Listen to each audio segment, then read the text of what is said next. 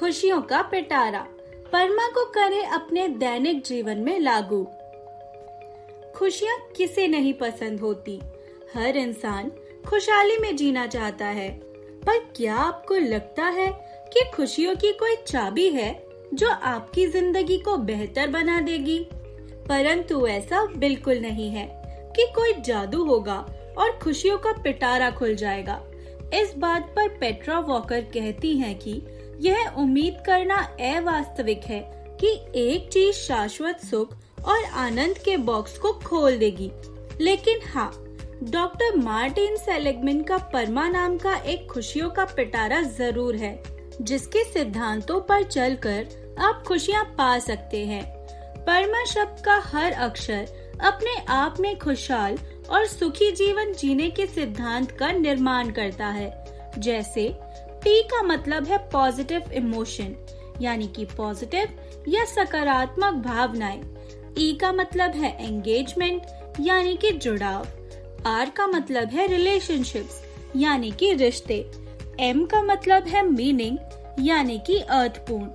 A का मतलब है अचीवमेंट, यानी कि उपलब्धि। और H का मतलब है हेल्थ, यानी कि स्वास्थ्य। आइए अब एक एक करके इन फैक्टर्स के बारे में जानते हैं। P यानी कि पॉजिटिव इमोशंस, पॉजिटिव भावनाएं। यह सोचने के लिए 5 मिनट का समय लें कि आपने अपने जीवन में आखिरी बार कब आनंद महसूस किया था, या ऐसा कुछ किया जिसको करने में आपको आनंद आया हो। बहुत बार हम लोग काम को बहुत महत्व देते हैं और अपने लिए समय ही नहीं निकाल पाते। ऐसा करना शायद हमें स्वार्थी लगता है, लेकिन मनोवैज्ञानिकों का मानना है कि कभी-कभी एक नई किताब पढ़ना, किसी दोस्त के साथ कॉफी पीना, बच्चों को खेलते देखना, ऐसी गतिविधियां हैं जो काम के साथ आपकी संतुष्टि को बेहतर बनाने में मदद करेगी और आपके अंदर पॉजिटिव भावनाएं भी उत्पन्न करेगी। बढ़ी हुई पॉजिटिव भावनाएं स्वास्थ्य में भी सुधार लाती हैं। अब E का मतलब है एंगेजमेंट, यानी कि जुड़ाव। क्या आपने कभी गौर किया है कि ऐसी कुछ चीजें हमारा ध्यान पूरी तरह से खींच लेती हैं, जिससे हम समय का ध्यान भी नहीं रख पाते हैं? कई बार ऐसा होता है कि कई ऐसे काम होते हैं जिनको करने के लिए पूरे ध्यान और जुड़ाव की जरूरत होती है और हम घबरा जाते हैं। उस समय के बारे में सोचें कि कब आपने पिछली बार बिना घबराए किसी काम में सच्चा जुड़ाव महसूस किया था। इसलिए अपने जीवन में जुड़ाव की तलाश करें और इसे बढ़ाने के तरीके खोजें। अगला फैक्टर है R, यानी कि रिलेशनशिप्स, रिश्ते। जापान में ओकिनावा नाम की एक जगह है जहां आपको धरती पर सबसे ज्यादा उम्र तक जीने वाले लोग मिल जाएंगे। ये न केवल लंबे जीते हैं, बल्कि एक्टिव, स्वस्थ और खुश होते हैं।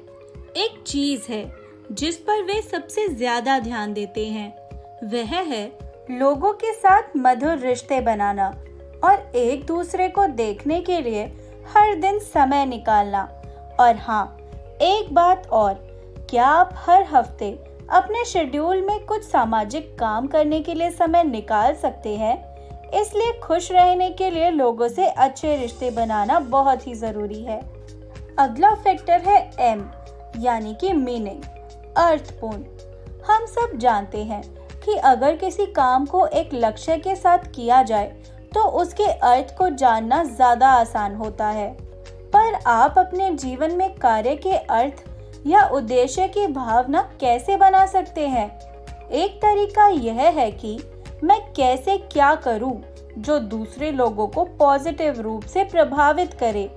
यह गरीब बच्चों की परवरिश करने, दूसरों को रोजगार देने, किसी के जीवन को आसान बनाने आदि कामों से प्राप्त हो सकता है।